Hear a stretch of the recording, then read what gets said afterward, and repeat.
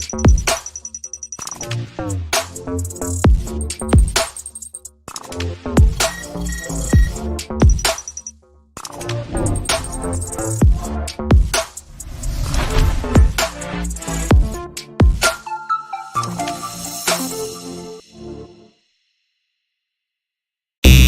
the 915 to H-Town, from the Panhandle Plains to the Valley, and everywhere in between, this is the 50/50 Podcast, powered by College Promoters USA.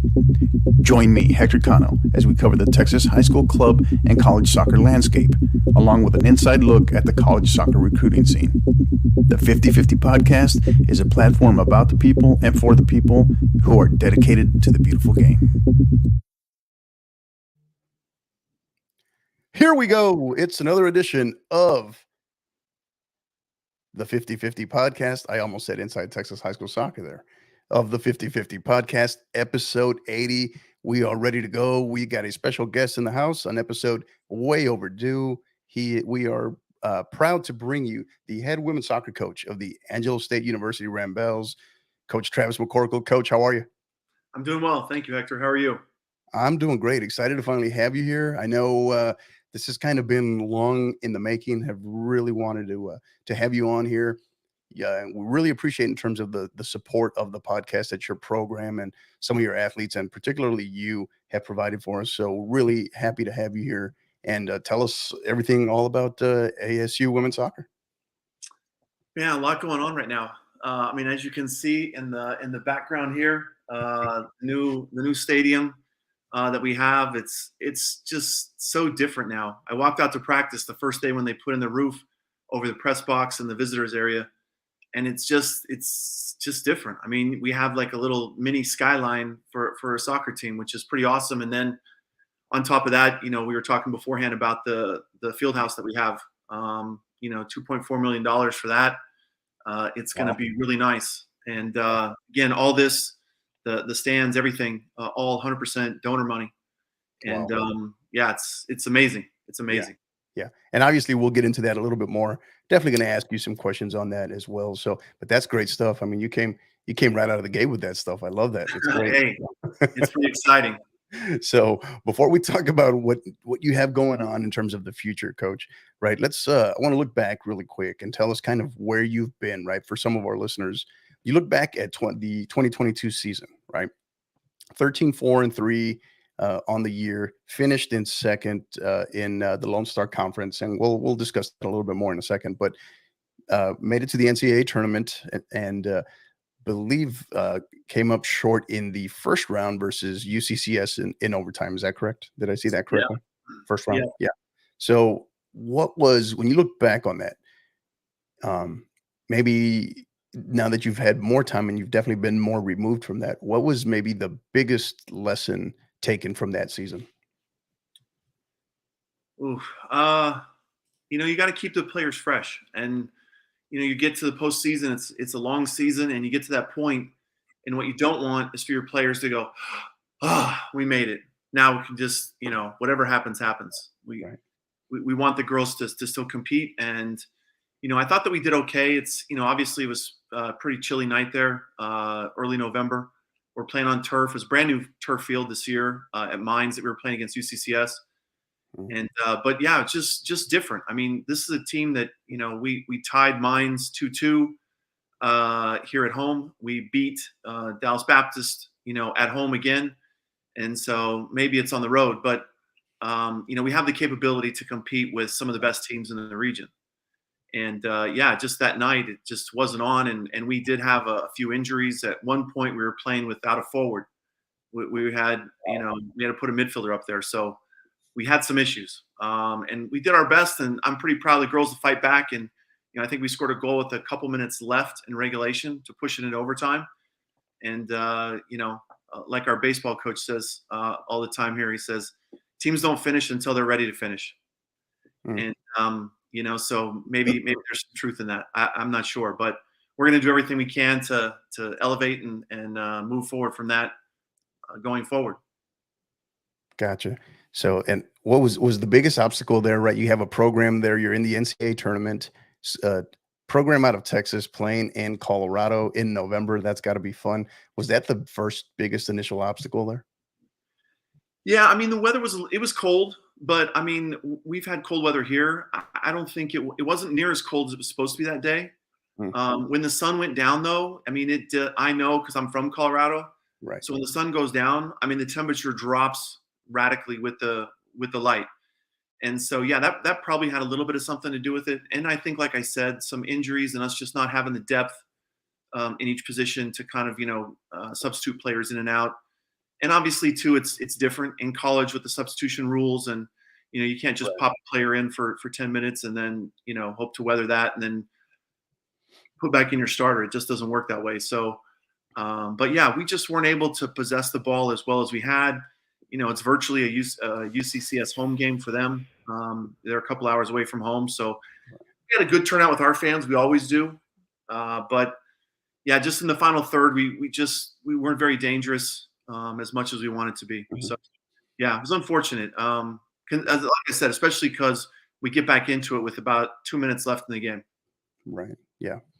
Yeah. I asked about that Colorado weather because I know you are a native of, is it Glenwood Springs? Is that correct? Did I get that right? Yeah. Yeah. That's right. Yeah. And that's very familiar with that Mines, that Mines facility, that campus, having been at the Air Force Academy myself, very familiar with that place. So for sure. So we talked about, the Lone Star Conference. We look back at 2022. You finish in second behind a Dallas, DBU, Dallas Baptist program that was having a historic season in their own right. We talk about that 22 season, right? What was maybe the impact coming out of that season going into this past spring season that you just had in 2023? The biggest thing is that we graduated 5 up the spine. Graduated a 5-year goalkeeper of the year for the conference, center back, defender of the year. We lose our defensive midfielder. We lose our starting attacking center midfielder, and we lose our starting forward. So you lose 5 up there. You know that you need to get players comfortable without those players as quick as possible. And obviously, it's not the exact situation that we want. We'd love to have our new players in and get them used to things. Right. But yeah, it was really about trying to get those other players that weren't used to getting as many minutes, trying to get them comfortable in the expectations of, how things would be different this next fall with a change of role for them, going from maybe a substitute or, a spot minutes player. And then also the other ones that are maybe the regulars, changing their roles and responsibilities from being, one of the people that listen to the leaders of the team, for example, and now they are supposed to take some of that leadership responsibility on themselves. And so that was really a lot of what we worked on. We worked on our defending. We've worked on, how we're going to try and score in the final third. And we're getting closer to that. It's kind of been an evolution of our team to change from, previously, I think we were always trying to get one forward that just, had some speed and could stretch the back line and, cause some problems that way, and/or be really good on corner kicks. And this year, I would say that, the last 2 years, we've been really kind of working a lot more in our possession. And so it's not just about stretching the back line. It's not just about hitting the ball over the top and seeing what we could do. And I don't think we're ever that way 100%, but so we're much better in our possession, much more comfortable. And then the other part was just trying to decide if we're gonna move back into 3-5-2 or we're gonna stick with a 4-2-3-1. And so I think what we've decided is that we'll try and use both this next year. Okay. So we have a few more defenders coming in. I think we'll be a little bit stronger there. This last year we played in 3-5-2 for half the season, and then basically what happened is through attrition of defenders, we just didn't have the right substitution patterns where we could give those 3 center backs the rest that they need and recovery, and they just started breaking down a little bit. And so that's something that I knew beforehand, but I thought, well, I think we have 5, maybe 6 that are good that can play center back. And then through injuries and whatever, it just doesn't work out that whole way. But I'll tell you that that's pretty much every team goes through that. You have a plan going in, and then different things happen, and Right. you have to adjust. Yeah. So, and you mentioned goalkeeper there. So I was going to ask you, being that, as we cover the state, but being based out of San Antonio, you have there currently on your roster a local product out of Smithson Valley here in Melina Martinez at goalkeeper. How is she getting settled in so far? She's done great. This year we were a little bit strategic. There were a couple opportunities where we thought, okay, maybe we're going to put her in. But then the idea was, at that point we said, well, why use a year of eligibility for, maybe 30 minutes, 15 minutes twice or something like that. It just didn't seem like the right thing to do. And so I talked to her about it during the game. And then we talked after the game some other times about that too. But she's great. I mean, she is a player that came in on a club team that we scrimmaged last preseason. And I thought, she's really got a lot of talent, a lot of skill there. And I think maybe we need to try and bring her in, and because we were bringing another new goalkeeper in at the same time. And we thought, well, you never know. I mean, just like with any player, you bring them in, you have this idea in your mind about what they're going to be. And then they come in, and sometimes it's better than that. And sometimes it's, just what you imagine. And sometimes it's less. And so we didn't really know what to expect. So we said, well, let's bring her in. And if she's interested, and she's been great. I mean, she's great with the team, great with the coaches, works hard all the time, still has light moments, some laughing and stuff. So doesn't take herself too seriously. But she's been great, and really kind of an ideal situation, especially considering that she's not getting minutes. I mean, she really handled it really well, and worked hard this spring. And so we're looking forward to seeing what she can do in the future for us, but a great kid. Great stuff. And we know, kudos to you and your staff, because you all have done a great job in terms of making that a point to try to recruit and find some of those great student athletes that are based out of the greater San Antonio area. So kudos to you and your staff as well. Yeah, Coach, we talk about, so we know you as the winningest coach, in ASU women's soccer history.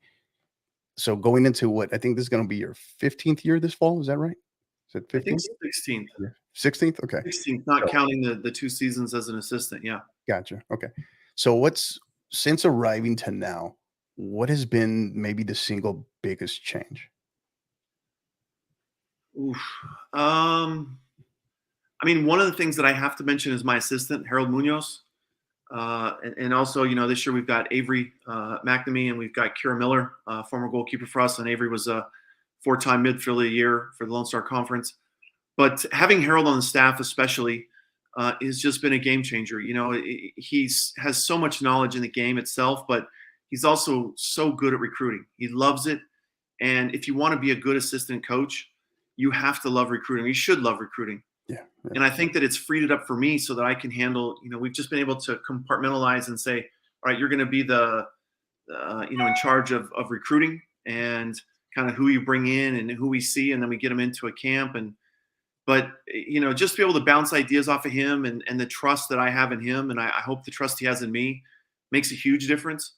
The other part is just about ASU in general. I mean, the campus has just grown so much, and, our soccer complex, the different things that I talked about there, are certainly a microcosm of how the university is changing and modernizing. And I think a lot of people would say trying to keep pace with other schools. I think that now, our soccer facility will be ahead of most of the schools that we play against. I mean, I know DBU has a nice complex, but DBU doesn't have a roof over their stands. And, that makes a big difference for the fans, to be comfortable, not get wet, not get burnt by the sun, and then having our new clubhouse there. So all those things, I think us bringing in engineering while I've been here, bringing in aviation, Nice. where students have a pathway to become a pilot. So, I did not know that. That's pretty awesome. That's cool. Yeah. And that's, the latest 2 recruits, one that we've signed that's coming in this next year, is an aviation major. And then we have another one that we've just gotten a verbal commitment from. And she also plans to look into aviation. So Great stuff. yeah, those things are really big, and the size of the community. And I think those are probably some of the things that I can think of. I'm sure there's other things too, but nothing's racing to my mind right now. So you gave us some teasers there, right? So tell us about these massive facility upgrades, Coach. This complex that's going up, in terms of some of it you're kind of showing off there behind you for those of you that are watching on video. But tell us what's still in the works, and what when it's all said and done, what will it look like? What will it be, and what do you project its impact to be?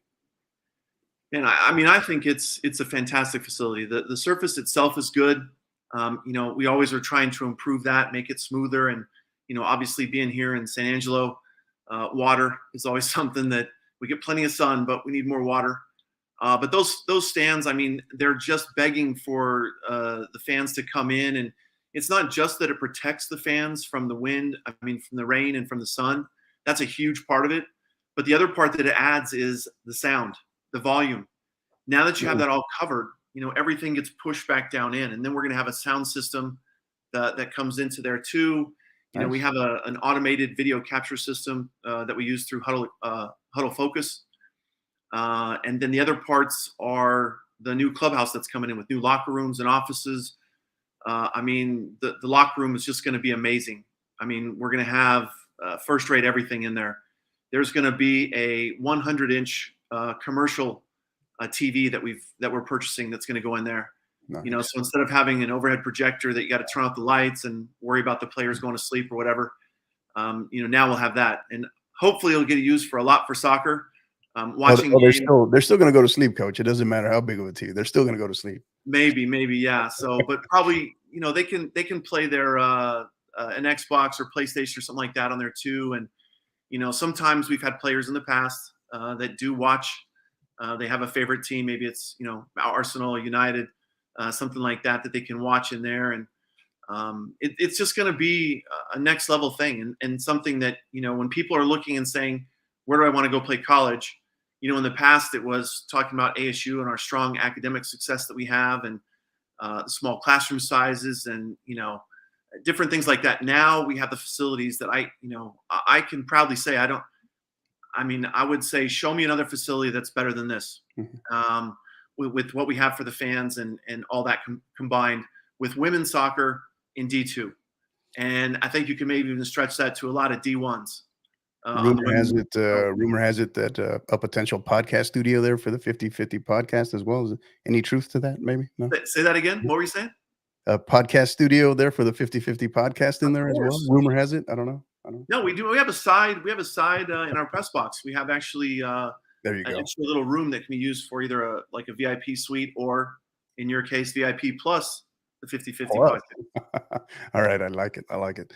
That's great stuff, Coach. That's great. So when will it all be complete? Field house, everything, the whole nine? Because I know it's still an ongoing thing. Yeah, the stands and everything are done now. They're just doing some cosmetic stuff behind the field house and all that. I think they just finished the plumbing. I think they're getting ready to pour the concrete now.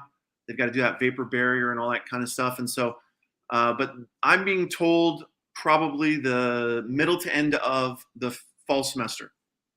Gotcha. So I would say that it's open and ready to go by the spring semester starting.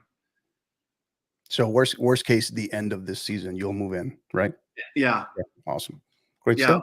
My personal guess is probably the last week of the schedule, and maybe one game. So we'll see. Something That's like that. usually how it goes, right? Yeah. Yeah. So we go back, Coach. So, and we talked about the 2022 fall season and then prepping for the spring.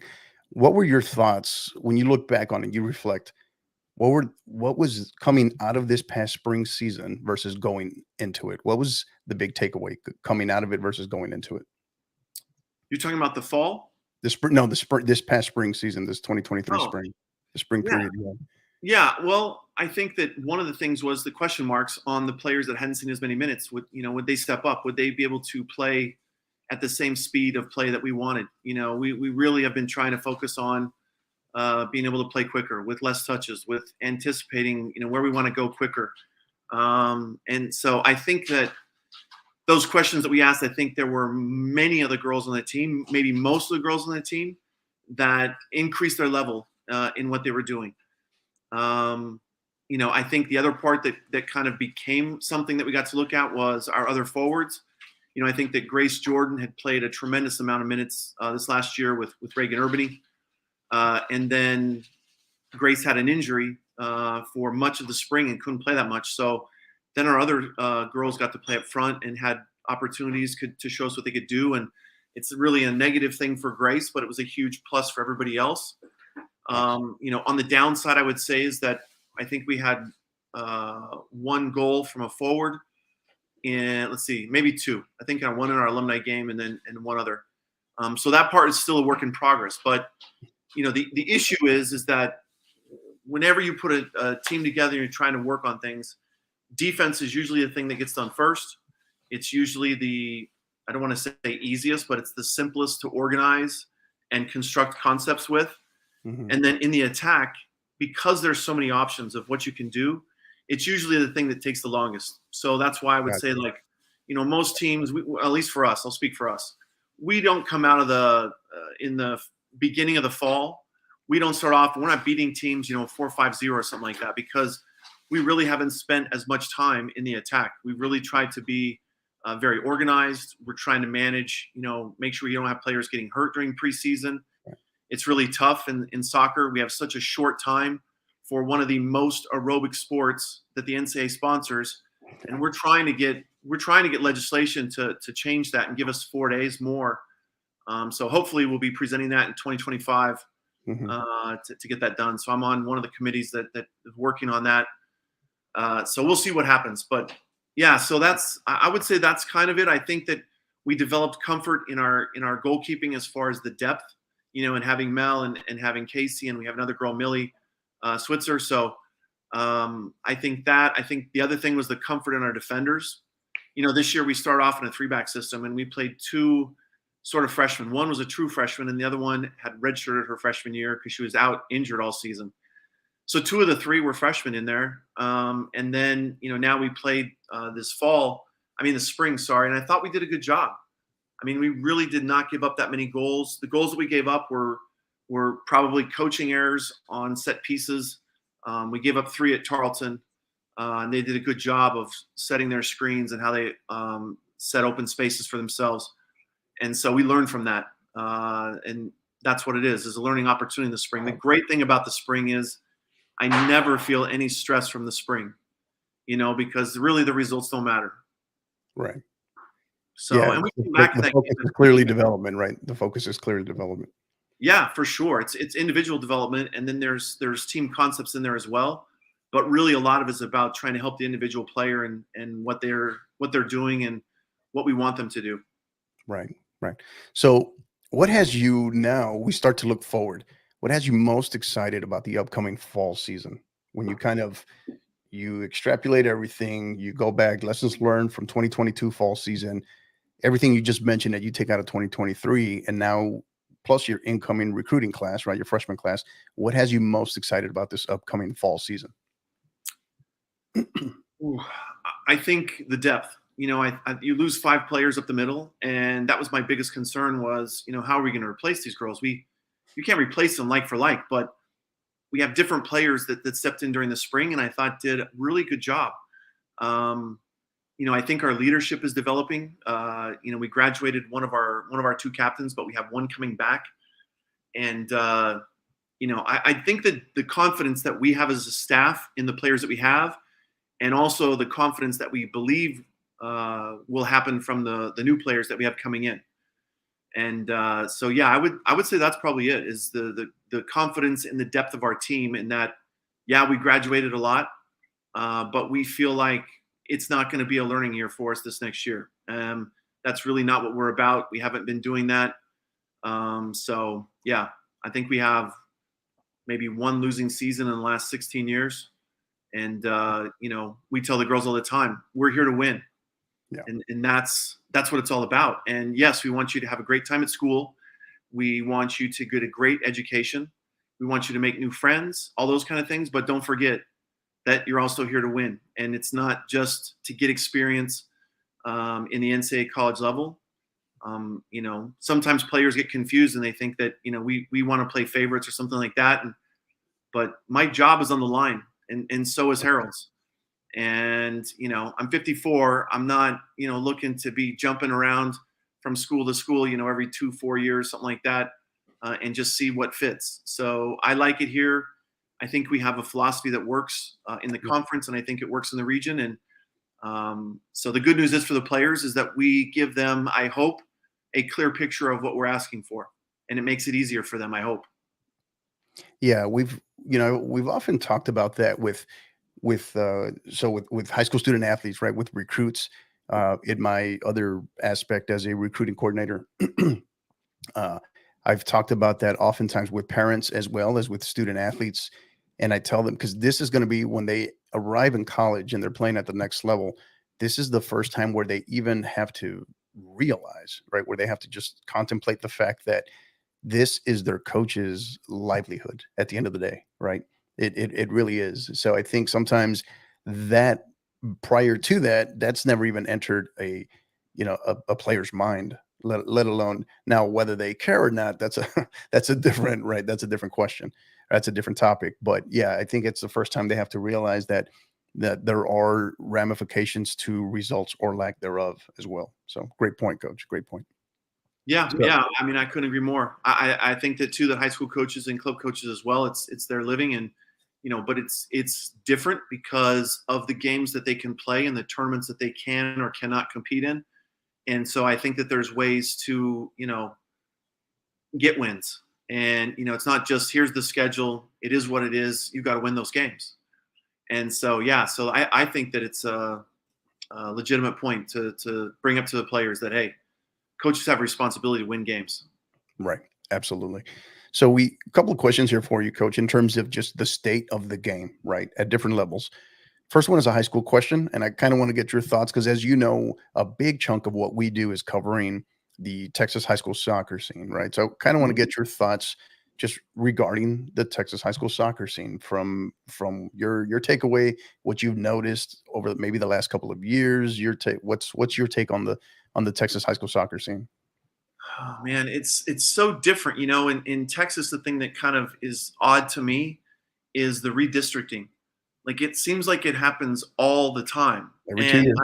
Every 2 years. Yeah. yeah, I'm in shock in that because I know they did it in Colorado too, but there wasn't the kind of movement where districts are increasing so huge and getting smaller and adding more schools and all that kind of stuff. So that's always something that I think changes things. But I mean, high school soccer to me is the same as it always has been, and that is it's good. Some teams are better than others. You have some players that are better than others. I think the biggest thing for me is that I would say that there are some teams that don't have the same type of athleticism in the back and maybe the tactical awareness, I think maybe. And so, you see a lot more breakaways and you see mistakes. Obviously in college, there are plenty of mistakes too. I'm not trying to say that we're an overall a better product, but I think that defending is different in college than it is in high school. And so to me, that's one of the things is the number of breakaways just from a mistake, either a starting position by center backs or just not anticipating or, whatever the case may be. Right. But to me, it's a mixture. There are some really good players in there. And I think that sometimes people think that college coaches don't want to go watch a high school game. It's not that we don't want to watch high school games because I watch a lot of the local games here in town. And it's not that. The issue is I have so much time in a day and I've got to get different things done. And sometimes going to watch a high school game with two players that are in a recruiting group that I'm looking at is not the best use of my time for 2 hours to go and watch that game. Sometimes I want to go and I want to see an age group. So I want to see a club team or a club tournament or something like that. And it's more economical for me to do that. So I know that there's always this big debate about, high school soccer versus club. But to me, I want to go and see where the best players are. But it's about the economy of which I can go see more of them that are in that right age group in club. Now, I'm curious. I'm sure you've done this in the past, but do you use the high school side of it to see maybe when you're zeroing in on a particular recruit and you want to see them and you've seen them maybe in the club setting, maybe you've seen them at an ID camp, but now you want to see them in a different setting, such as, on the high school fields, right? And with their team. And do you use that to kind of just as another marker, just to see them in a different environment to see what they're like? Yes, we can. We do that sometimes. I think for me, the biggest thing is who are they playing? I don't want to go watch the game that's going to end up 6-0. If I'm watching the team that's losing and I'm trying to watch their goalkeeper, then perhaps, or defender, something like that. That's a good point. But that's always something for me that I struggle with when we get recruiting videos we'll look at them, and a lot of times now they have the scoreboard in the background or whatever, and I look at the scoreboard and it's 5-0, and I see someone scoring the 6th goal of the game, and it's not that I don't want to see that, but I want to have context to evaluate a player on. And if I'm going to do that in video, then show me the game against the number 1 team or the number 2 team in your district, your conference, wherever it's at. I don't want to watch, the game where you destroy a team. And when I look and I see a team that in the video, if I'm looking at the opposition and the defenders are giving no effort to get back, or they appear to be, slow, or the midfielders, their technique is everything's, 4 or 5 touches to play every ball. Then I have to wonder what I'm looking at and saying, is the quality there to have context for determining whether this player is good enough or not good enough? Gotcha. Yeah, great points. So now on the college side, Coach, we've had over the last 5 to 6 years, we've seen some massive changes, right? Excuse me, in the college game, from the transfer portal and obviously the post-pandemic fallout to, of course, the now NIL, right? The NIL, which is the latest piece. So any one of those would be huge in the college game. But the fact that all 3 of those came within about a 5-6 year time frame of each other has been massive, right? So those have been you ask any college coach, they're probably gonna tell you those are any one of those or all 3 of those are the most significant changes in maybe the last 10 years in the college game. But what would you, in your own personal opinion, what would you project as a possibility to be the next biggest change in the college game in the next maybe 5 years? A few years ago, I would have thought that the Power 5 conferences would have broken off and created a new, super division or whatever you want to call it. And that still may happen. Man, I don't know. I mean, I could see the NIL. I could see the NCAA changing course in the NIL. I think that in some places it's sort of a Wild West. There's always new stuff that comes out about what you can and can't do. Right. Some programs, they've just got, gobs of money and donors that are just saying, listen, I'll give every one of your players $10,000, to come here. And that's on top of whatever you might give in scholarship or they might earn in academic aid.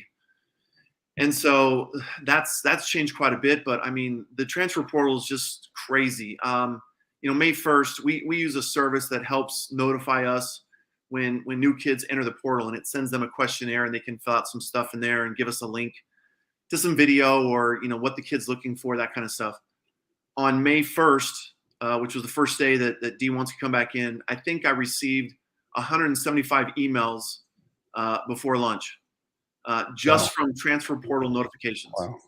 And so, I mean, that's crazy. And I read something that said that something like less than 40% of everybody that enters the transfer portal, less than 40% of them play again. Correct. Yeah. That used to be over 50, and it continues to decline. Yeah. And I think, again, what it comes back to is I think that people need to really make good choices about the school they go to. Now, obviously, it's easy for me to say that because I'm at D2 and we're a D2 that recruits D1 athletes. But at some point, kids need to say, I've found my favorite, university, and this is where I'm going to go and talk about the academic programs, talk about soccer, whatever. But when I see tweets and the very first thing, after it says, I'm so blessed and, thank you for this and thank you for that, the very first, before they say what they're doing, it always says, and I'm going to Division I, Duke University, or, they can't, people don't know what Duke is, they've got to put in that D1. And I think that speaks to the mindset that people have. And I don't know, some people I think have said that, the soccer scene has kind of created that. I don't know if I believe that. I think it's parents and kids and club and everything else. I think there's too many people out there that are. So let me get this right, Coach. Are you telling me that there are other divisions besides Division I? That's what I've heard. What I've heard. Huh. Okay. Yeah. We're making some breaking news here. Yeah. So, no, I hear you. I hear you. It's every kid has to go where they know they're gonna be the right fit. And listen, we have kids on our team. We've had kids before in the past. Some of the best young women ever and they barely got to play any. And people talk to me about, wow, I feel so bad for that player, and it's so devastating. I'm like, why? She got money for college. She made some of the best friends she'll ever make. She got a great education. She stayed fit. She stayed active. She loved her time here. Did she want to play more? Absolutely. I know that. I'm not contesting that. But when she looks back, she's going to say, I loved my college experience. All right. And there are some kids that are going to be in that situation. But if your only reason why you're going to that school is for soccer and you're not going to play, then again, go someplace, do your research and see, go to practice with the team. And if you get in there and you're like, I can't hang with this team. Like, I'm getting knocked off the ball. They're all playing one touch. I'm playing 4 and 5, then that's probably not the right fit. If you're going to that school and you're like, hey, I want to be a bioengineer, or for us, for example, say they want to be a marine biologist. It's not going to make sense to come to Angelo State to be a marine biologist. So if we were D1 and offering something, you could get a biology degree and go somewhere else, and there are paths. But, the biggest thing is the kid needs to have a great experience. And I think that sometimes somebody's missing the ball. I'm not sure who's to blame, but I see kids that are transferring and not working out, and we want to keep them in playing the game. Love it.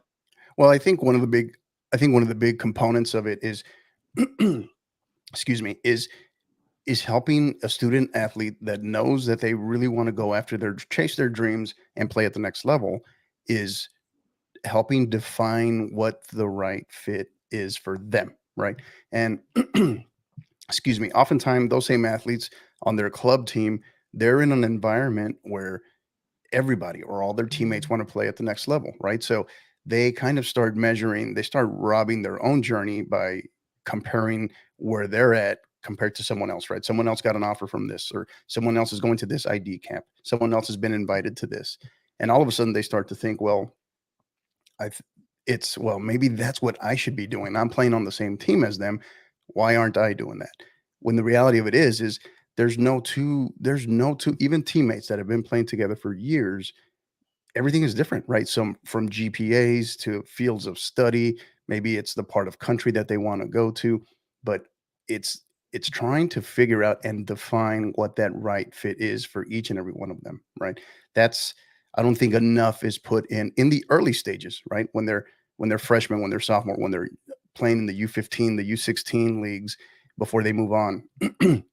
that has to be, I guess, just pushed much, much more at all levels, particularly from high school coaches, not just club coaches. So, and that's incumbent upon us as high school coaches to be educated on that process as well on some level. We don't have to, not saying every high school coach has to be a college soccer recruiting expert, but helping, because the high school coach becomes important, because regardless of what you may say of the level of high school, is they're seeing that same student athlete every single day. The club coach is not, right? So now, and this is where club coaches and high school coaches can do a better job of coexisting and supporting one another and networking one another for the betterment of that particular student athlete.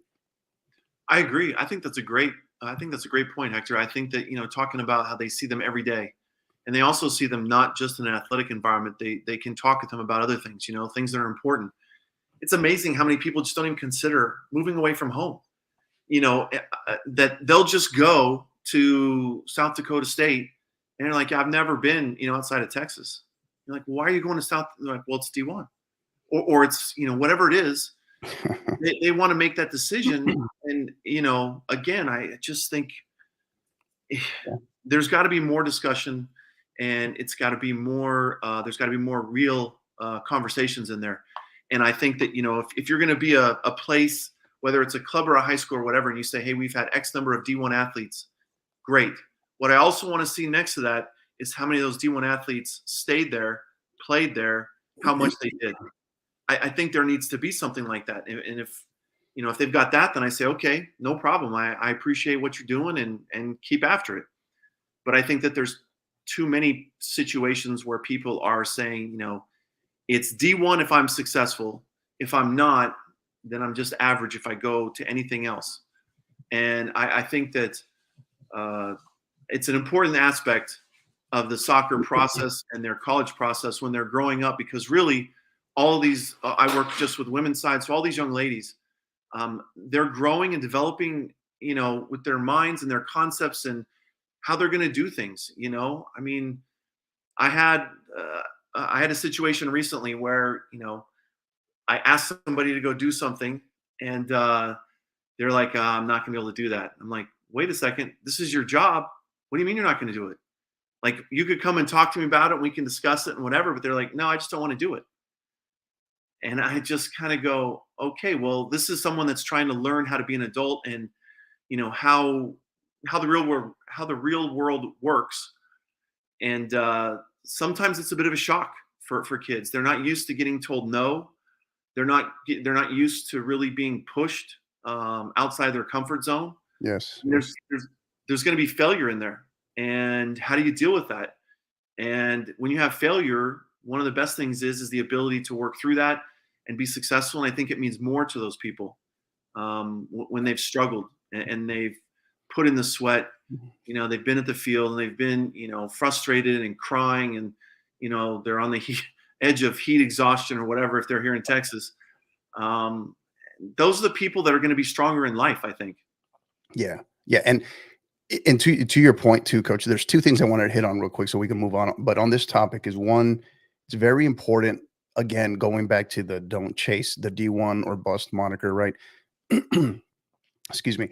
Go where you're wanted, right? Where you feel the love from a coaching staff and maybe that team, right?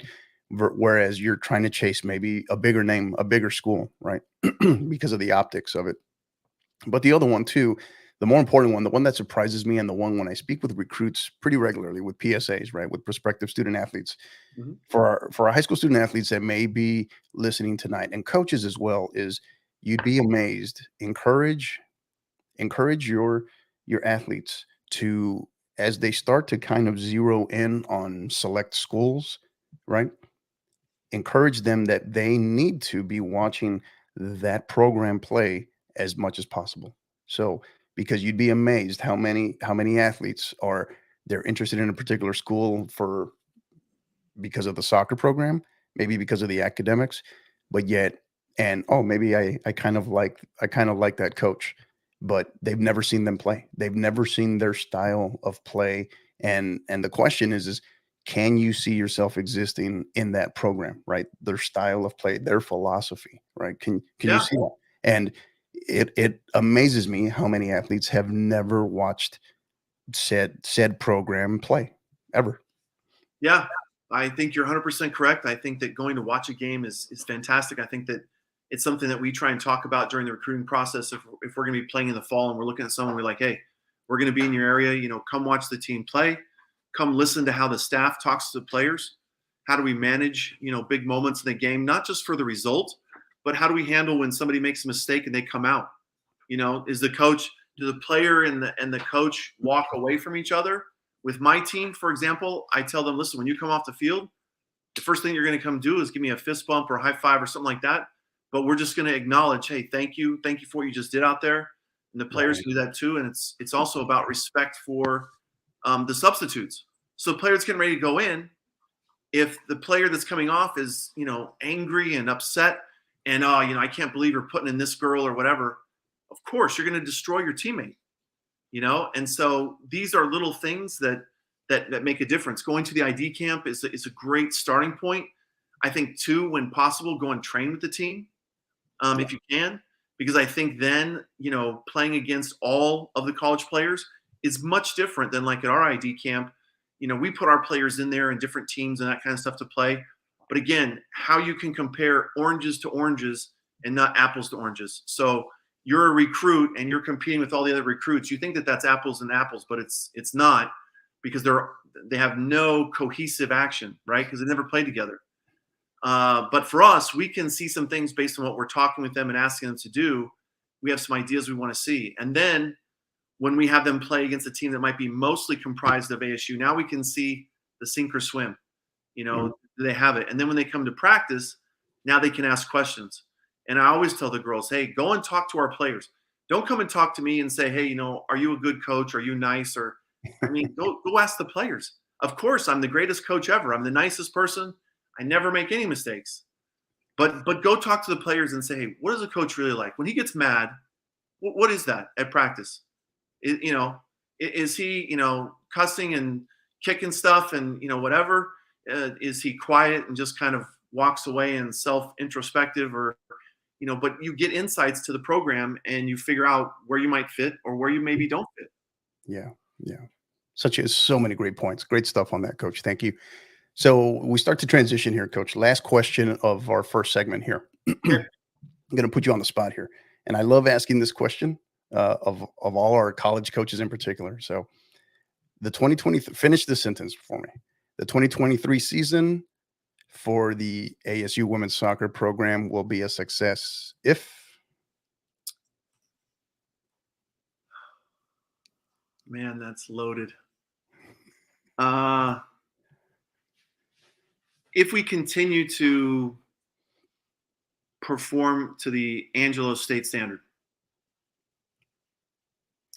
I don't know that I can define it more than that, because I think that, that we could have a great season and still come in fourth, lose in the conference tournament and be done, but still could be a good season for us. But, do we have the different things that we do, with, I don't know. I can't give out everything. I know that Alex at Lubbock Christian's listening to this, so I can't give him everything. No, you don't have to. You can go whatever direction you want. That's why. But the things that we do, did we pick the right players? Do these players have the characteristics? Do they have the skill? Do they have the mentality that they're a fit in the Angelo State way? And we feel like they are. But yeah, for us to have success, I think it's, do we have the Angelo State standard? Does our team meet the Angelo State standard? And for us, it's going to be in postseason. I think for us, that's where we're at. That's where we've evolved to. I'm very proud of that. It's something that we've been able to do with different classes. It's not like, we just did this with one group where we made some really good decisions and then it faded away.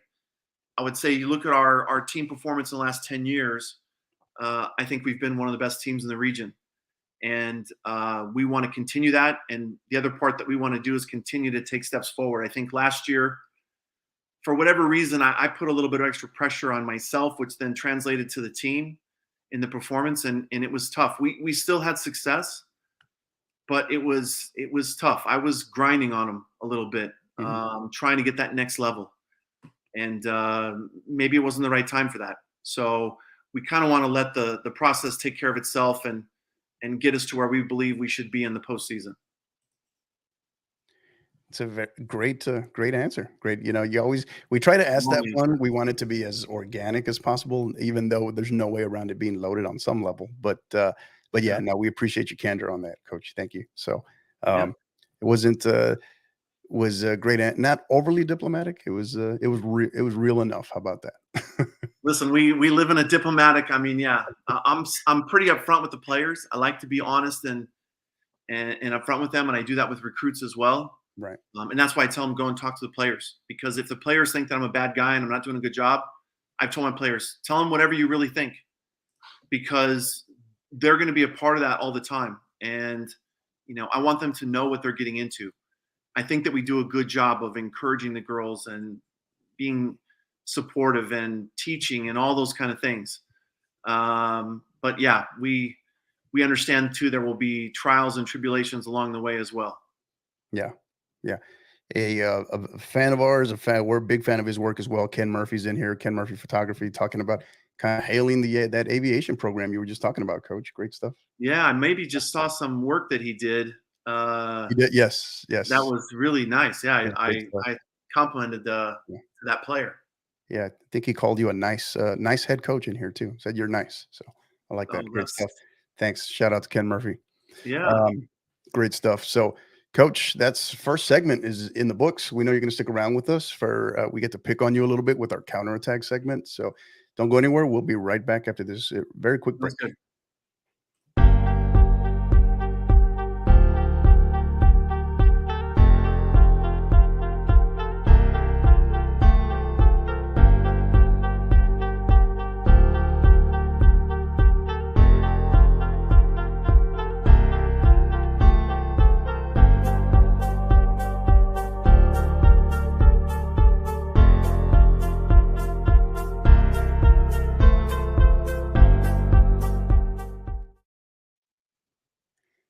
And we're back, episode 80 of the 50/50 podcast. We are live with Travis McCorkle, the head women's soccer coach of the Angelo State University Ramblers. He's showing off his new facilities there. I like that. Hey, speaking of that, Coach, you said, refresh my memory here, you said that was all private donations, private donors. Is that right? Yeah, all donor funded. That complex here behind me, all that. I'm trying to think. Actually, that part may have been in the initial part. So let me see. This part right here. Mm-hmm. This is what we had at first. Was just this one section, and that I think was maybe partly a business donor, and ASU, and I think the rest has all been through donors. And then the new field house, locker room, and offices, all that. That's $2.4 million. That's all 100% donated. Great dollars. stuff. That's awesome. Look forward to seeing the final picks when it's all said and done, Coach. Great stuff. Me too. All right, counterattack segment time. Ready to have some fun here, Coach? That's right. Let's get more real. All right, more real. Here we go. So, very first one. Most common misconception about San Angelo that you come across? The first thing I start off with every recruiting, I say, listen, I did not ride my horse. It is not tied up downstairs. I drove here. Just a small little rural town. Concept probably. Yeah. I always get a chuckle, being from El Paso, I always get a chuckle from people from San Angelo that call San Angelo West Texas, because that's what I consider Midland, Odessa, and West is what I kind of consider West Texas. But yeah, I get it. Yeah. Great point. VAR, yes or no? VAR, VAR, whatever you want to call it. Yes or no? Yes. It's a pain, but yes. Yes. Yeah. Okay. They still need to make it better. My poor Manchester United. I've had a struggle the last 4 or 5 years between Manchester United and LA Galaxy. It's been rough. So, but luckily, Man U's back on the mend. And VAR needs to improve, but it will. It's going to be painful, and it has been, but it's going to get better, I think. Mm-hmm. Yeah, as much as it pains me to say this, it looks like Man U is a point away from Champions League, right? Is that right? 1 point. We just got to. Yeah. The problem is we're going to have to probably beat or tie Pulisic's team, and then I think who else do we play? Bournemouth. I think you all still had a game in hand. Don't you still have? We do have a game in hand. Yeah. Yeah. We have 1 point out of the last 2 games, and one's at home. So hopefully, if Maguire doesn't play, we got a chance. Yeah, Bournemouth sounds right. I can't remember the other one. So it's Chelsea, right? It is Chelsea. Okay. Yeah. Okay. So, all right. Next one. Favorite number and why? Oof. I would have said 8, but I have to say 10 because 10 was my soccer number. Big fan of Pelé. I remember growing up, and I wore out the VHS tape that was the Pele series, and he would go through all of his techniques and stuff. Yeah. And then the other part was the movie Victory. I had to watch those all the time, and they just pumped me up for my games. And yeah, so number 10. I didn't really develop into a number 10 until college. So when you were talking about you at Air Force, I don't know. You look younger than me, so I don't think we crossed paths. But we did play against Air Force Prep and Air Force JV a few times when I was at Colorado Mesa. Yeah. Yeah, we played against them. So when I first started, when I was at the prep school, we would go up there because you know how we play. The prep program is kind of independent. We played Colorado Mesa. So yeah, but this was on the girls' side though. So I was on the girls' side. So okay. But yeah, I thought you were saying you played because I was because we played against the prep and the JV between 87 and 92 when I was there. Right. Yeah.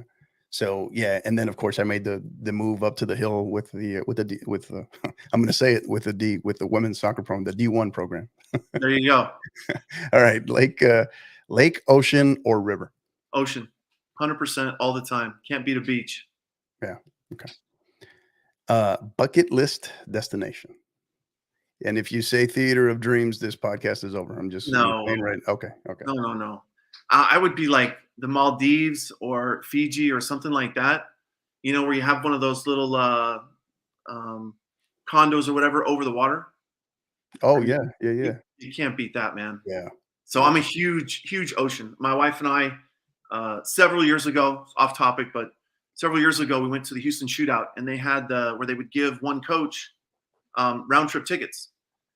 And so one year I won those. And Nice. so I brought him home. I told my wife, I said, listen, find some place good that we can go. Maybe if there's a beach. And so, of course, my wife finds the most economically responsible choice, and we go to the Grand Cayman Islands. Listen, we save up all year for it. We go for 2 weeks. It's the best 2 weeks of my life.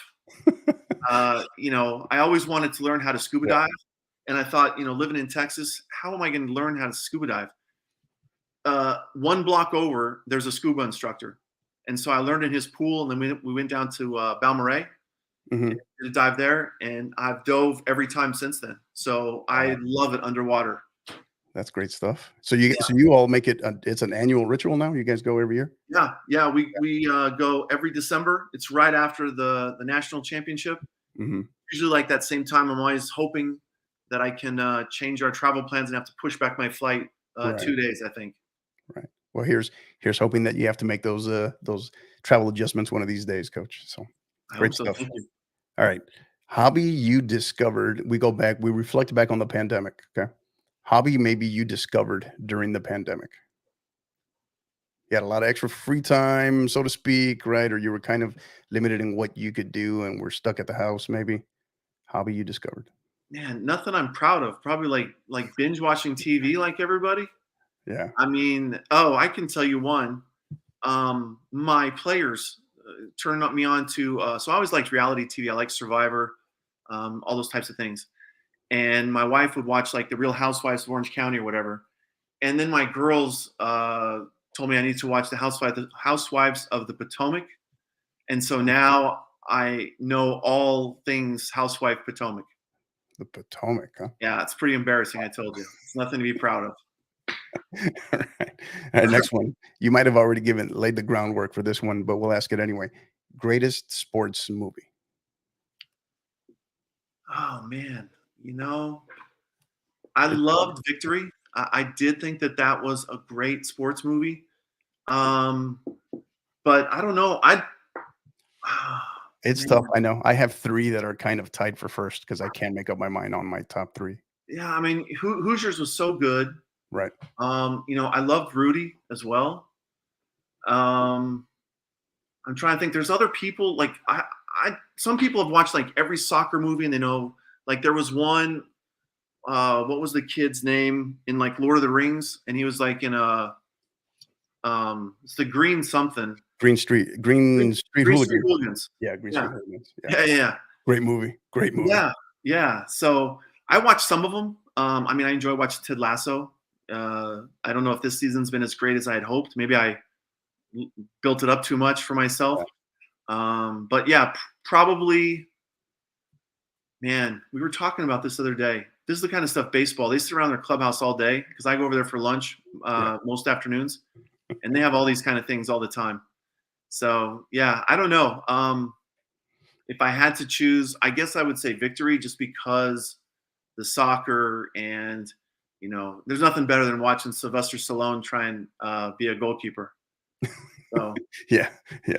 He's out with speaking of series, I just saw something where he's on some sort of reality series now with his daughters. Yeah. His daughters or something. Yeah. I just saw that. I was like, interesting.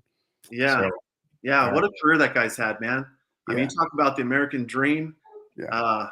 Man, who writes their own screenplay, turns it into a movie, makes it into a full on, like just everything. Incredible. Yeah. He's just right when you think he's going to kind of disappear, he comes right back with something else. Yeah. So, all right, next one. So you already mentioned the first part of this. So favorite and least favorite soccer team. So my favorite team is the Galaxy. Outside of ASU, of course, be the Galaxy. I have to always tell everybody this was back in the days before David Beckham came. So in '96, I was in Colorado. I had a chance to go and participate in an open tryout, and whatever. And so I was like, oh, the Colorado Rapids, I'm going to follow them. And I knew a couple of guys, had played with a couple of guys that had some brief stints there. Mm-hmm. But their coach was an English guy. And oh my gosh, I just hated to watch them play. I couldn't stand it. Yeah. And so I just was watching all 12 teams. There's only 12 teams at that time. And I had my wife and I just gotten married a couple of years before. We got DirecTV just so I could get the MLS package. And as I was watching all the different teams, I just fell in love with the Galaxy. and that was back at that time. I want to say, was that Lothar Osiander when he was coaching the team? I think maybe.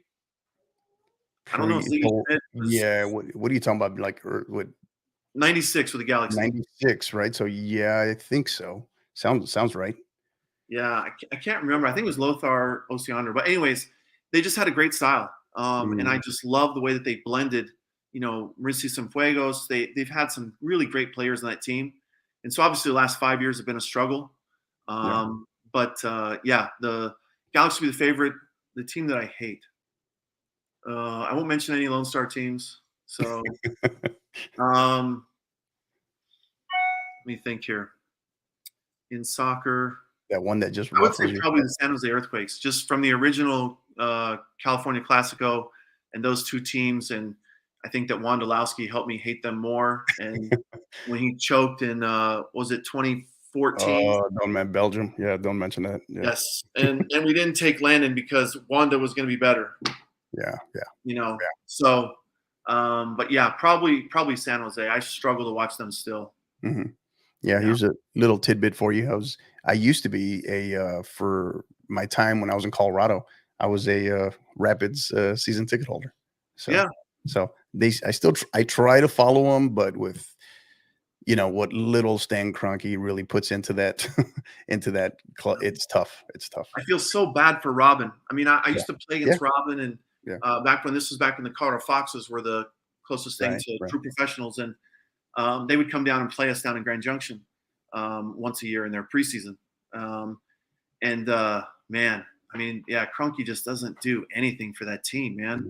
No, it's just it's kind of where it's kind of like a Newcastle, right? I'm glad to see Newcastle finally breaking through, making Champions League again after 20 years, just because those fans so deserve it, right? You can argue or disagree with in terms of who the owner is now, but those fans are so deserving, and kind of feel the same way with the Rapids. Yeah, I mean, it seems like the Rapids' purpose is to develop talent, and as soon as they develop it and they do have any kind of modicum of success, sell them. Get rid of it. Yeah, sell it. Off they go. Yeah, very true. So, all right. So next one. So this is one that I always make it a point to ask of all coaches. You are appointed. So Travis McCorkle is appointed. There's a new position in this country. It is the soccer czar in America. You are appointed the soccer czar. What is the very first thing, immediate change you would make in soccer in America tomorrow? Ooh, just in America? Yeah. I would say all youth play for free. If there was some way to make that happen, where you could still, bring in the right coaches, and especially getting good coaches at the younger ages, when the skill development really needs to be set. I don't know if that means that, hey, in order to, for every $1 million you're paid as a player, you owe 100 hours of community service to go and serve, teaching kids soccer or whatever community service really you'd want to do. But I think a lot of them would go into soccer, spending time there. But I just think that the pay-to-play model, and I was a part of that too. I was the director of coaching for 7 years for the Grand Mesa Fire in Grand Junction. And so I get it. But I mean, we weren't like, I was the director of coaching for that club. We had 16 teams normally. I made $30,000 or 30. I think I got a raise in it. I think I left at $33,000. Yeah. This was back in 2001 when I left. I wasn't making a ton of money. It just seems like right now, I mean, gosh, you have to spend so much money to go to the biggest things. And, I mean, the regionalization of youth sports is gone. Everybody has to go to these big, huge things. So they go to the Walt Disney World, or Disney World, or they go to this thing, they go to that thing, and they have these mega complexes, and you have all this money going into the sport. And I just wonder if it's all going into the right places with the right emphasis at the right time. Yeah. And so I think what I would say is find a way that every MLS team has got to have club teams, and there's other ones underneath that. That's fine, but it doesn't cost to play. Yeah, that's a very common one that gets mentioned, and I think that it's a tough one. It's hard to argue around the fact that, and obviously not just limited to soccer, but youth sports in general.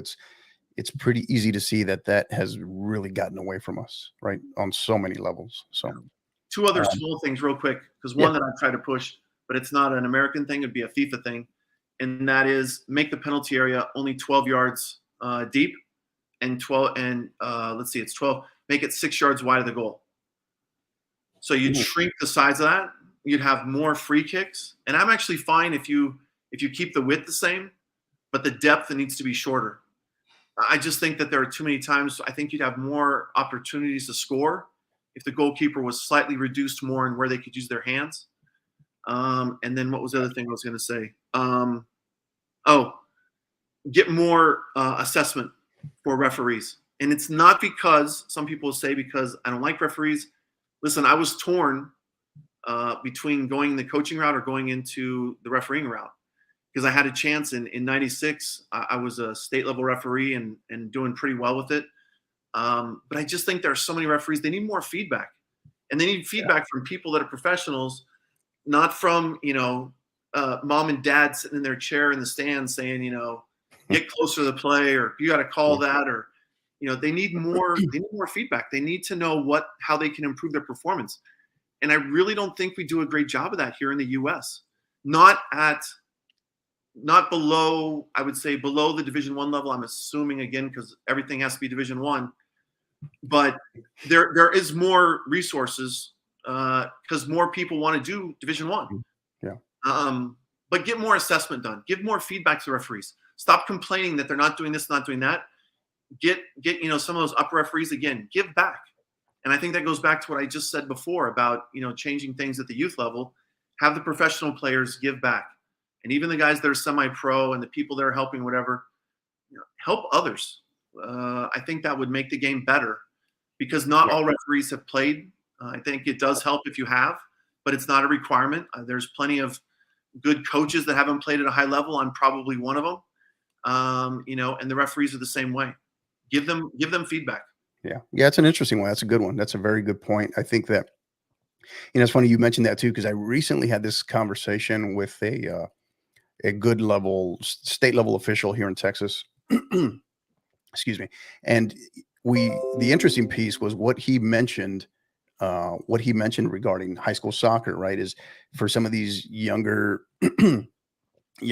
still developing, but also ambitious, because I think we always forget, nobody ever thinks about the official who needs to develop as well, right? Not just the player, not just the coach. But he brought up a great point as it relates to high school soccer, where high school soccer is a great place for some of these still younger, developing, but still very ambitious officials can really cut their teeth, right? And so, he brought up a great point there too that I hadn't even thought about. And as we all know, especially coming out of the pandemic, there is a legit shortage of officials, right? For a number of reasons, to include just the treatment of officials. Yeah, it's tough. I don't know what the answer is. I'm not sure. I mean, I think that there's a lot of players that could help there. I think that, we have a number of our girls that do that in the spring. They go and referee games. So they do a lot of JV games. They do a lot of local youth games. And some of them will even dive into, some of the adult leagues on the weekends. So it's good. But they need more feedback. They need more, like, you're doing a good job. But one of the things that I think that referees could really improve on is how they manage the players, and how they manage the coaches. I've gotten one red card ever as a coach, and it was at a game from a guy that had done D1 men's finals. And my player's running along the touchline with another player, and just as she's about to play the ball, the opponent steps into my players and gives her a little nudge so she can't play it, and pushes her. And this field had like a little hill down the side of it. And I go, come on, ref, you're better than that. You know what she's doing there. And he just like, you're better. He goes, you need to be better than that. Sit down and shut up. And I was like, you got to be kidding me. Like, and I couldn't believe it. He had said it to the other coach during the game. And I said, wow, I don't know if I could handle that as cool as he did. He like just sat down and shut up. And I was like so unprofessional.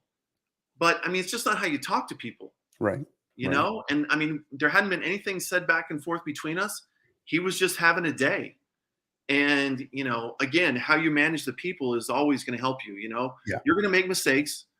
But I mean, I remember doing that. I'd be like, listen, I couldn't see. I'd walk up to a player and say, I couldn't see that. I was screened. I said, it looked like it was off for the defender. So I gave a goal kick or I gave a corner kick, whatever. And you just have to be honest with them and say, I might have missed that one, coach, Right. rather than just like exploding on people. I mean, it just doesn't work. Yeah. And having said that too, I mean, we don't help all the time because again, my job depends. My job depends on us winning and losing. And when I see somebody make what I think is an obvious error,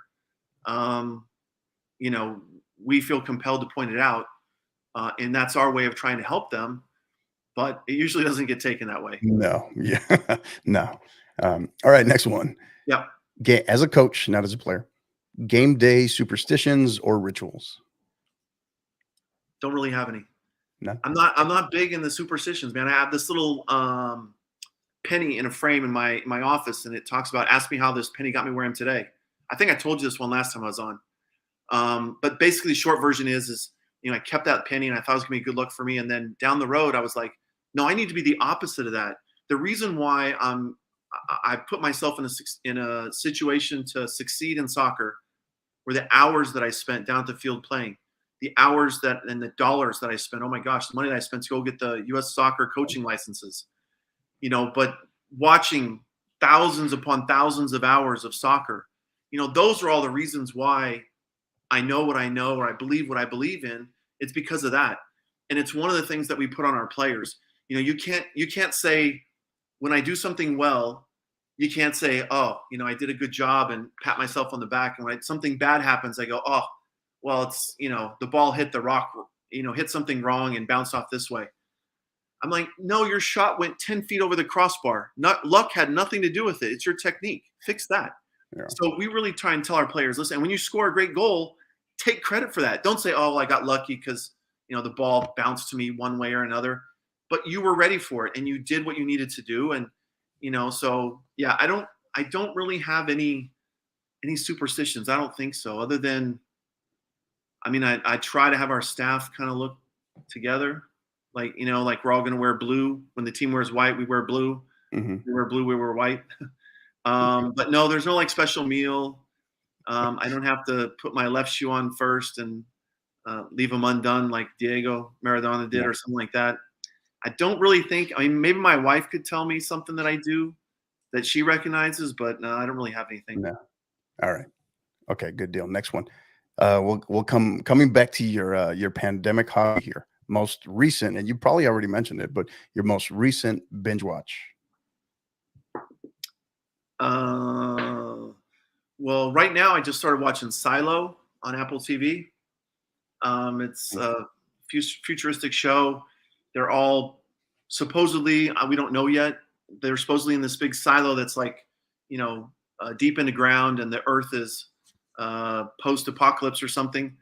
So I don't know. I've just started getting into that. I'm trying to think of what the other one was, other than like the Housewives of Potomac. Yeah, that's the one I thought you were going to go to. Yeah. Man, what was the other one? I had another one, but I can't think of it. I just wrapped up. It was Outer Banks. It was Outer Banks on Netflix. Okay. A lot of the stuff that I watch is because my wife's like, hey, let's watch this together. And so then I watch it, she falls asleep, and then I end up watching the whole thing. I just wrapped up one that I just randomly came across on Netflix. Beef. Have you heard of that one? Yeah, that was good. Yeah. That was an interesting one. Yeah. Yeah, I watched that. That came out like 3-4 weeks ago, maybe. Yeah. That was an interesting one. It kind of kept throwing you some curveballs. So that was an interesting one. Yeah. Yeah. All right. Got two left here for you, Coach. Some philosophical ones here. So okay. In 3 words or less, why do you coach? 3 words or less.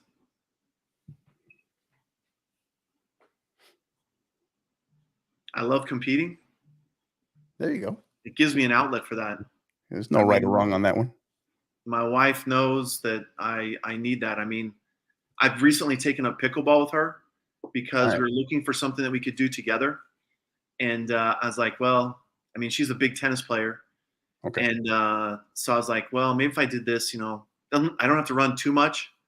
And so we started playing pickleball, and that's been a lot of fun. And I do get a little bit of competitiveness in there. As I found out, I played my first tournament a couple weeks ago, and I was quite upset with myself with my performance because I got 2 silver medals, Oh. and I But didn't medal. don't tell me you got red carded. Don't tell me you got red carded in pickleball. No. I'm an angel there. That's not that one. I know what I'm doing. I don't ever lose my cool in that. So there you go. All right, and the last one, Coach. So I've been asking this one as of late to coaches. How would you? So knowing everything you've learned, right, over the course of many years as a coach, you talk about all these licenses and everything. If you could go back and coach you as a player back in the day, right, with everything you've learned now as a coach, how would you have coached you? How would you have handled that? How would you have handled you? it's a weird thing because one of the first thing that pops out in my mind is get fit. So push myself to work on that because I've never been one that kind of enjoyed running to run. That's why I always want to do everything with the ball, although we do mix in some things. Mm-hmm. But when I was in college, Mesa didn't have a men's team or a women's team or anything. And so we had a bunch of guys that wanted to play, and we ended up doing a club system within the university. And so right away, I mean, I'm 19 years old and I'm coaching that team because nobody else wants to kind of be in charge of it. And so it's weird. I didn't have the end of my coaching career was probably when I was 20. And that was because, or excuse me, not the end of my coaching career, end of my coaching / playing career. Sorry, I meant the last time I was coached. So I was playing for the U23 team in Colorado. Mm-hmm. And that one there, yeah, it was probably fitness. I mean, I went to Metro. I'd been at Mason. I thought, well, I was trying to prove to my stepdad, that soccer was not just, a game that I was going to just play well into whatever. And I should be getting a job by then. I was trying to prove to him that, hey, this is going to be something more than that. And so I got that scholarship to Metro, again, talking about taking a scholarship or going someplace not with the right intentions, like at the very beginning of our conversation. And so I went there for 1 semester and then came back home because it wasn't the right fit. I went there for the wrong reasons. But anyways, one of the things is my fitness really drastically improved while I was there because I had somebody else pushing me. It wasn't me. And so that was the part that I kind of missed out a little bit in my college career because most of it I was coaching myself, with a couple of comments, obviously, from teammates, and say, well, Travis, maybe think about doing this or think about doing that. I did have a good mentor that eventually started playing with us in men's league, and he was a good coach, and that helped. Yeah, and I was actually fortunate in high school, even though we only had like local. It wasn't really club like club is now. It was more AYSO type stuff. Right. But the person that coached me, her name was Barb Hicks, and she played with the women's B team, national team. And so I was really lucky there to have somebody that, that I believed had a lot more experience than me, and I needed to listen to and try and do what she was telling me. But yeah, I think the fitness part would be the one thing.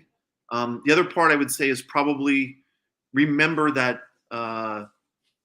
it's a game, and in some moments it's hard, but I think the best thing is make sure I'm aware of the moments that are great, whether they're funny, whether it's development for one player, when you see that light bulb just sort of go bing and they get something. I mean, we had that happen this year with one of our wide players. We've been telling her for, the last 3 summers, hey, go home. You need to work on one move and then have a counter to that, but work on the one and come back and have it be almost automatic where you can't even control yourself. It's just muscle memory and you do it. And this year, she's finally getting that. Not necessarily that part, but also like kind of how to check back and draw the defender and then look to get in the space behind or vice versa. Mm-hmm. But that light bulb moment, appreciating those and recognizing them and not just saying, okay, good practice and go home, but really kind of, letting a player know, hey, that's a big deal that you've got this. This is something we've been working on for a long time. And for you to get it now is an accomplishment for you. It's not a world changer, but it means something to that player that they really are making a difference in how they're playing. Well said. He is Travis McCorkle, the head women's soccer coach of the Angelo State University Ramblers. Coach, this has been great. This has been phenomenal.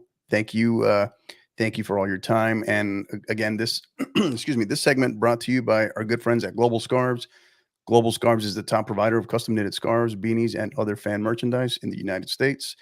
All merch is fully customized with free design services and free shipping on all orders. You can contact them at info@globalscarves.com to get any free designs or quotes built out for your school, club, or program. Again, you can contact them at info@globalscarves.com. You use the code #5050pod and they'll take care of you. So great. I saw yours today. It looked nice. Yeah, it was great. They've done great stuff. They've done absolutely great stuff. A little input here from Ken. Thank you, Ken. Appreciate you. Thank you for listening.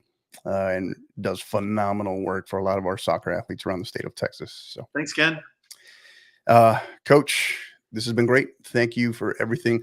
Really appreciate you. And, as is customary before we go, we kind of like to wrap up with what we call our stoppage time, which is essentially our final thoughts, discussing anything that's on your mind regarding the game, shout outs, thank yous, anything you want to talk about that's been on your mind as of late regarding the game. The floor is yours. Yeah, I mean, I don't want to thank you first for having me on. Thank you. Appreciate that. And I think that, getting information like this out is a huge service to the community. I know that, probably you're stacking up all that money in your bank account that you're making off by doing all this. Yes. And, I see all your money going into graphics and stuff. The opening part was amazing. But yeah, it's really something that, man, if it can help people get some insight and make a difference, I think it's really worthwhile. And I think for us, at ASU, I think just talking about recruiting and all that, whatever a player is going to do, spend the right amount of time, make the right choice for you. If whatever level it is, if it's the right fit for you, it gets you what you want academically, it gets you what you want soccer wise and with your social part as well. So your family can come see you and all that kind of stuff. I think, do what's going to make you happy. And then the other part is put the work in for any player at any level. If you want to get better, it doesn't happen, by just seeing a YouTube video or, watching some fancy move or something like that. Go out and practice it. And the more practice you put in, the better you'll be. And so just like my parents would always tell me, you'll get out of it what you put in. And I think that's really a worthwhile thing. So, but I'm so grateful that you have this and helping players and parents and, everybody that's going to watch this. I hope that they get a benefit of the experience. Excuse me. Thank you, Coach. Appreciate it. Yes, absolutely. That's ultimately at the end of the day, that is a big chunk of our mission, and why we established it is to be able to bring on great coaches and for it to act as a platform for our student athletes and for our parents and for our coaches as well, to be able to talk the game at various levels. So thank you so much. We really appreciate it. Grateful for your time as well. And again, for our listeners, you can find us on Twitter and Twitch at 50_50pod, on Instagram at 50_50 podcast, and as well as on YouTube, just search the 50_50 podcast. And then again, for the audio podcast portion, you can find us on all major podcast platforms. Just look us up, the 50/50 podcast. Coach, this has been great. Thank you again. For our listeners, really appreciate everything you do in propelling us, pushing us forward. We've had a great last 6-7 months as we really continue to grow. And also a big piece, we do have some big announcements coming up later this week, so please be on the lookout for those. Got another big podcast coming up in probably 2 or 3 days from now. So where we'll be having it'll be a very specialized podcast, also making a big announcement as well. So please be on the lookout for that. Got some great stuff as our team continues to grow as well. So, and covering the sport at every level from, the high school side, college, all levels, not just D1, all levels, right? And then of course the club scene as well. So you know what to do. Until the next time, for all our listeners, thank you. And until the next time, keep downloading and keep listening. Thank you. You've been listening to the 50/50 podcast, powered by College Promoters USA. Help us continue to grow by liking, rating, and subscribing on all major podcast platforms. And don't forget to follow us on Twitter at 50_50pod, on Instagram at 50_50 podcast, as well as on YouTube at the 50_50 podcast. Until the next time,